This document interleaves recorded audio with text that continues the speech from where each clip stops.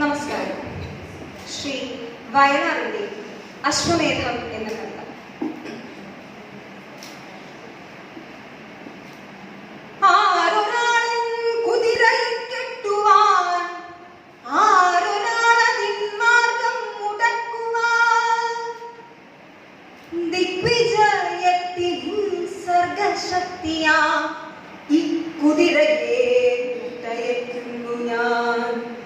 വിശ്വസംസ്കാര വേദിയിൽ പുത്തനാം അശ്വമേധം നടത്തുകയാണു ഞാൻ.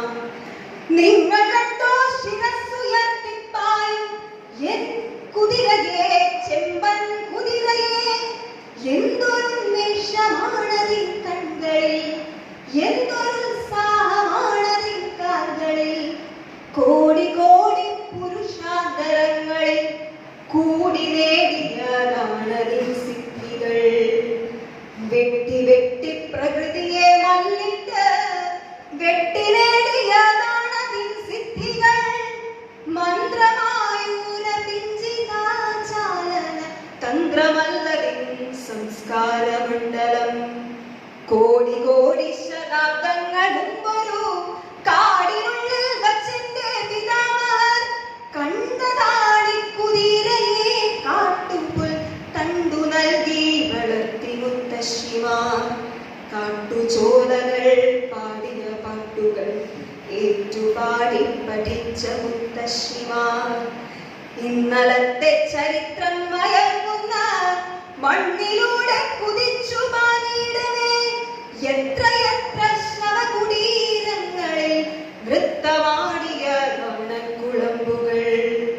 അക്കുളമ്പടി ഏറ്റേറ്റു വീണുപോൽ അത്രയേറെ ഭരണകൂടങ്ങളും. കുഞ്ചിരോമങ്ങൾ തുള്ളിച്ച് തുള്ളിച്ച് സഞ്ചരിച്ചു ഈ ചെമ്പൻ കുതിരയെ. പണ്ടു ദൈവം കടിഞ്ഞാളുമായി വന്ന് കൊണ്ടുപോയി സവാരിക്കിറങ്ങുവാൻ. പിന്നെ രാജകീയോന്മത്ത സേനകൾ വന്നു പടപ്പാളയങ്ങളിൽ. ആഗമസത്വവിധികൾ വന്നുപോൽ യോഗദണ്ഡിലിതിനെ തളയ്ക്കുവാൻ. എന്റെ പൂർവികർ അശ്വഹൃദയജ്ഞർ, എന്റെ പൂർവികർ വിശ്വവിജയികൾ. അങ്കമാടി കുതിരയെ വീണ്ടെടുത്ത് വന്നണഞ്ഞു യുഗങ്ങളതൻ നായകർ.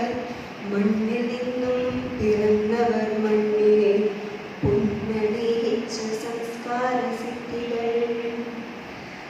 നേടിയതാണവരോടു ഞാൻ എന്നിൽ നാടുണർന്നോരു നാൾ.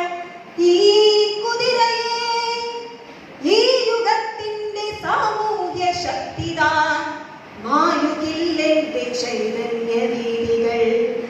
ഈ യുഗത്തിന്റെ സാമൂഹ്യ ശക്തിതാൻ മായുകില്ലെന്റെ ചൈതന്യ വീതികൾ. ഈശ്വരനല്ല, മാന്ത്രികനല്ല ഞാൻ. പച്ചമണ്ണിൽ മനുഷ്യത്വമാണു ഞാൻ. ഈശ്വരനല്ല, മാന്ത്രികനല്ല ഞാൻ. പച്ചമണ്ണിൽ മനുഷ്യത്വമാണു ഞാൻ. പച്ചമണ്ണിൽ മനുഷ്യത്വമാണു